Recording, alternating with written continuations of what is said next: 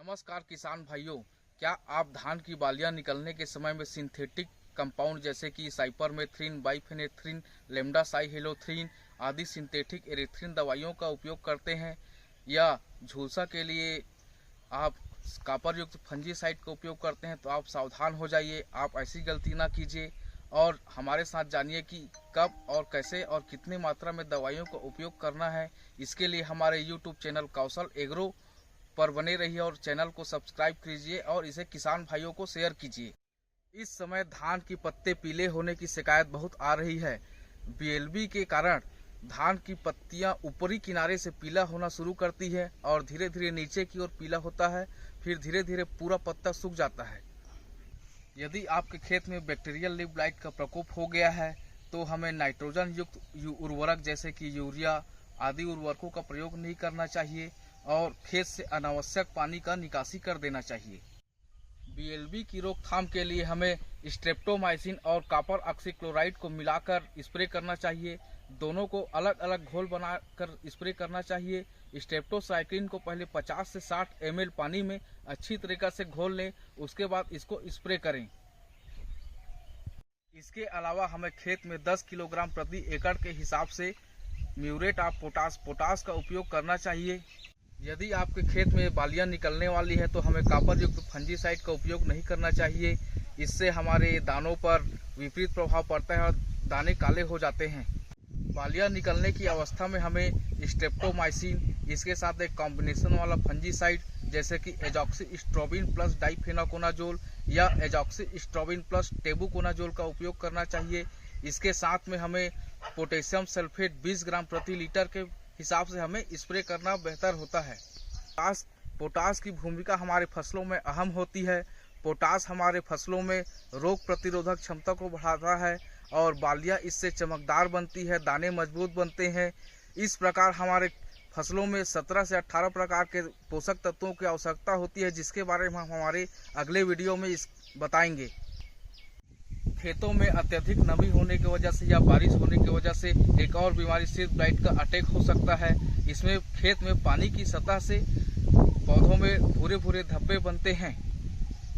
शुरुआत में भूरे स्लेटी रंग के धब्बे बनते हैं बादल के समान, तो आपको समझ जाना चाहिए कि इसमें आपका सीड ब्लाइट का अटैक हो गया है। इसके लिए आप थाइफ्लूजामाइड का स्प्रे करना चाहिए। बाद में धब्बे के बीच का भाग मटमैला हो जाता है और किनारे भूरे रंग के हो जाते हैं। कभी कभी धब्बों पर सफेद रंग का कवक जाल बना हुआ दिखाई देता है और कभी कभी सरसों के दाने के समान काले रंग का कठोर फफूंद नजर आता है। सीड ब्लाइट का प्रकोप होने पर आप थायोफ्लूजामाइड 160 ml प्रति एकड़ के हिसाब से स्प्रे कर सकते हैं।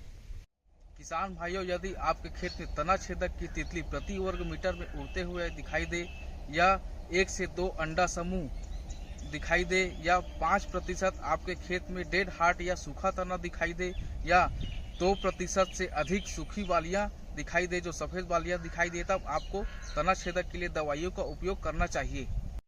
यदि आपके खेत में धान की बालियां निकलने वाली है तो हमें साइपरमेथ्रिन, लेमडासाइहेलोथ्रिन और आदि एरेथ्रिन दवाइयों का सिंथेटिक दवाइयों का उपयोग नहीं करना चाहिए। इसके उपयोग करने से हमारे मित्र कीट नष्ट हो जाते हैं और खेत में भूरा माहों की संख्या बढ़ सकती है। तना छेदक के लिए आप फिप्रोनिल, कार्टाप हाइड्रोक्लोराइड और आदि दवाइयों का उपयोग कर सकते हैं। कंसा और गभोट अवस्था में 5 से 10 माहों प्रति हील और धान की बालियां निकलने के समय 10 से 15 माहों प्रति हील दिखाई देने पर हमें माहों के लिए दवाइयों का स्प्रे करना चाहिए। अपन हील इसको बोलते हैं। अपन चेक करने के लिए सबसे पहले पौधे के तने को एक सफेद कागज के नीचे रखकर ऐसे ऐसे झिड़ाना है, जिससे माहों का पता चलता है पूरा ऐसे। और माहों के लिए हमें ट्राइफ्लूमिथोपाइरम या पाइमेट्रोजिन या डाइनेटोटेफ्यूरान का उपयोग करना चाहिए। अभी कुछ सालों में पेनिकल माइट का प्रकोप होता दिखाई दे रहा है। यह एक सूक्ष्म कीट है जो हमें सामान्य आंखों से दिखाई नहीं देता है।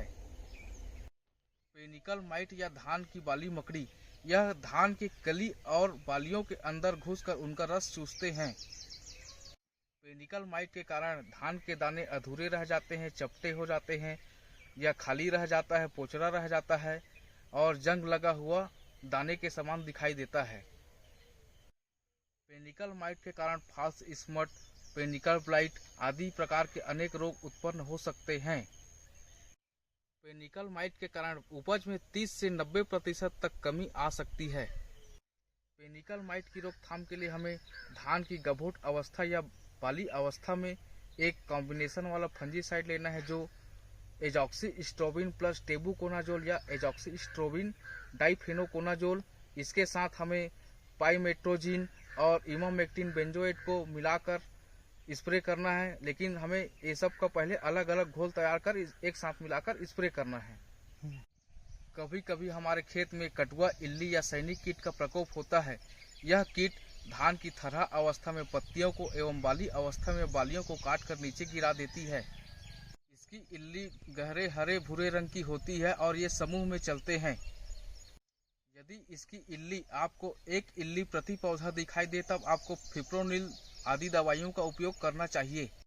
दवाइयों का स्प्रे हमें सुबह या शाम के समय करना चाहिए, क्योंकि दोपहर में पत्तियों पर छोटे छोटे रंध्र पाए जाते हैं जो प्रायः बंद होते हैं, जिससे दवाइयाँ पौधों को अच्छी से नहीं मिल पाती हैं।